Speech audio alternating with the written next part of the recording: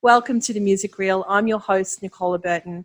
Today, I have the pleasure of speaking to Joel Edmondson. Now, Joel is the CEO of the Queensland Music Festival. Joel, how are you today? Thanks for joining us. I'm fabulous. I'm great. It's good to see you. Couldn't be better. Look, everyone's got their lockdown story. So what's yours for the Queensland Music Festival? How did lockdown impact what you guys were planning? Well, ours is a bit unique in the sense that we're the only biennial festival getting around. So we're transitioning out of that model and into sort of more spread out annualised program model from next year. But this year is kind of business as usual in terms of this is the year where we go out into communities around the state and develop partnerships to then deliver events in 2021. So we haven't been cancelling shows like many have, which is a good position to be in. But for us, the impacts will be felt in the coming 6 to 12 months in terms of our capacity to raise the money to deliver what we deliver across Queensland. Wow. So you're the CEO for the QMF, and before that you were the CEO for Q Music. So you've had this incredible experience, I guess, an oversight, an overview of the music sector. So what's your current take on how this lockdown has impacted the events in the music sector, and what do you think would be a possible recovery roadmap? Wow, that's a big question. I think that it's completely underestimated how this will transform our industry. I think what's happening in Victoria this week with the kind of potential second wave of community transmission is very concerning to the trust that will be put in our sector to bring lots of people together, even if there's no community transmission at a certain time in Queensland. I guess I kind of have always struck a middle ground between advocating for an industry that is, innovative and agile and, can respond to challenges like these, but also which is fulfilling a set of human needs that are essential and which should be treated as such in terms of the way taxes are involved in, essentially bringing life into our society. I think what we're facing at the moment in the midst of a medical crisis is a crisis of vitality in our lived experience of our physical environment and in our communities. And, we're staring down the barrel of, very long time of diminished consumer confidence. And I think government has a much greater role to play in stimulating something that is essential to our humanity and our sense of connection to each other and to the things that sort of bind us together. And it's so true, isn't it? I mean, the music industry, it creates the soundtrack for our lives, for how we interact with the world around us. And there seems to be a little bit of a disconnect between the federal government's understanding of what the music industry is and, I guess, what we actually are, and how we can move forward towards, getting some real-time data so we can organise some support, financially, whether they extend the JobKeeper, whether they offer more funding pathways. And I'm talking in terms of, the ordinary everyday people that, make an event happen that you won't see on a red carpet.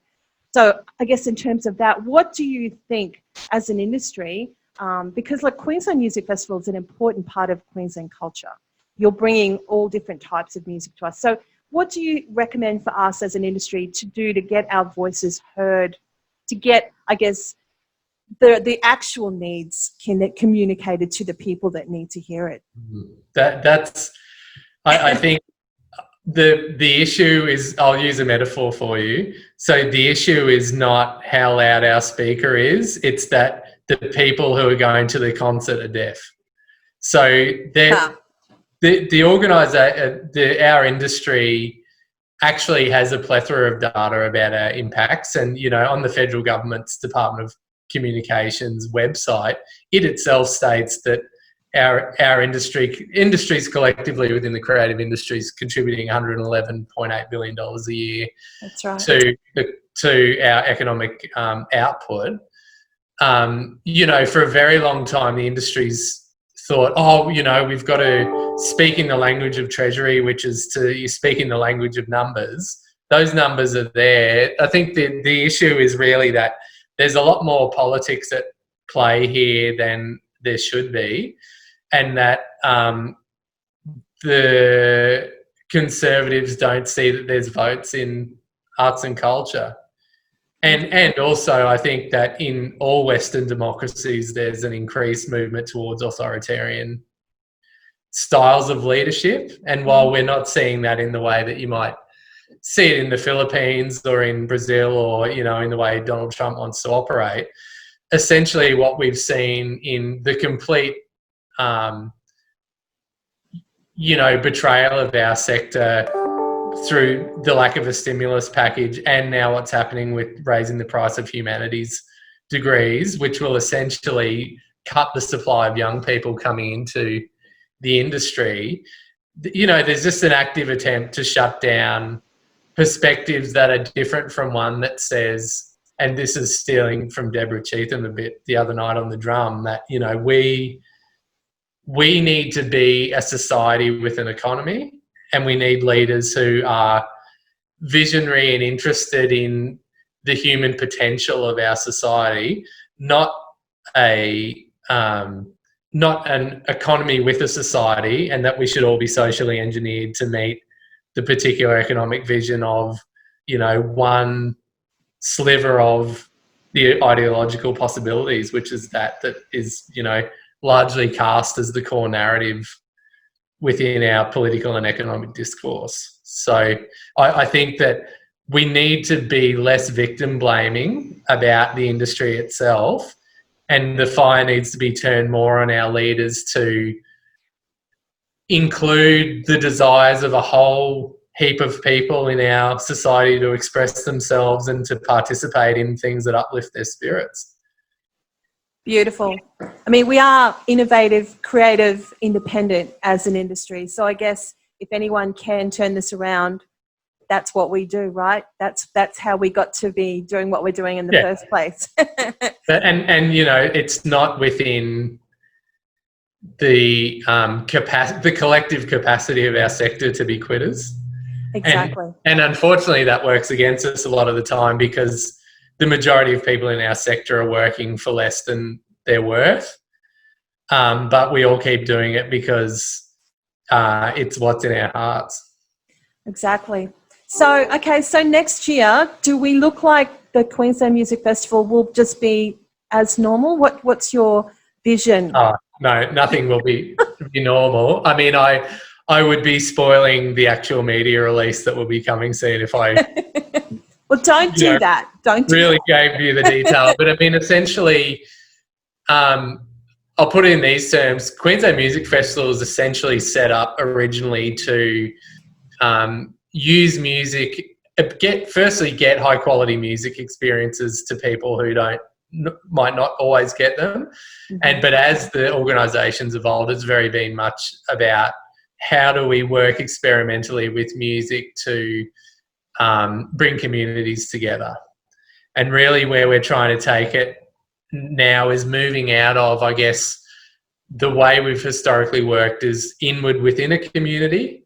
And really what we're trying to do now, especially with the opportunities around domestic tourism market, but also the need for communities to feel inspired in the time in which we live, is really much more about trying to facilitate a process where music can connect different communities across the state and can also motivate people to engage with people in places that they might not normally do so.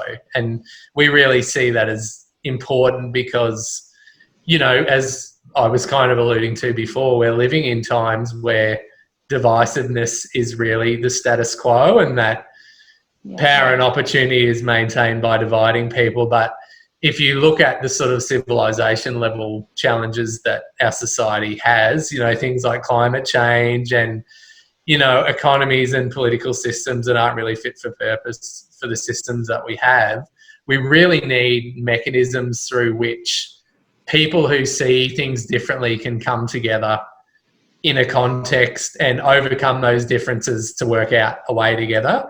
And there's nothing more universal that can achieve that than music. So music is that opportunity. And I really believe that commercially the evolution in the sector is going to be towards experiences that give people a deep sense of meaning and agency. I think the idea of just consuming bright lights is not going to be it's not deep enough to meet the needs that are now being unmet by the way our society's been affected by this pandemic, which has been to exacerbate the breakdown of community, essentially. What a beautiful vision you've just shared with us for this industry. Thank you. I think people could listen to this and feel so incredibly inspired, because I think lockdown has been so challenging for so many people. And to have that vision, I think it almost, makes us feel a little bit optimistic. Thank you. I mean, I think that, back to that, I think everyone is forced to ask themselves the why of what they're doing. And I think that for a long time, because things have been comfortable in our society, that we haven't been forced to ask that question. And that just creates a huge opportunity for us to reimagine the world in a new way, and to do that collaboratively and through our senses. And music talks to our senses. What a great opportunity we've got looming in front of us, Joel. That was great. Look, I really appreciate you taking the time to talk to us. I'm really excited to see what you'll be announcing in the next little while about what Queensland Music Festival has actually got coming in store for us. It's been a pleasure to speak to you and hear your thoughts. And Joel, we wish you the very best and look forward to speaking to you again sometime. Likewise. Take care. Thank you so much. No worries. Thank you.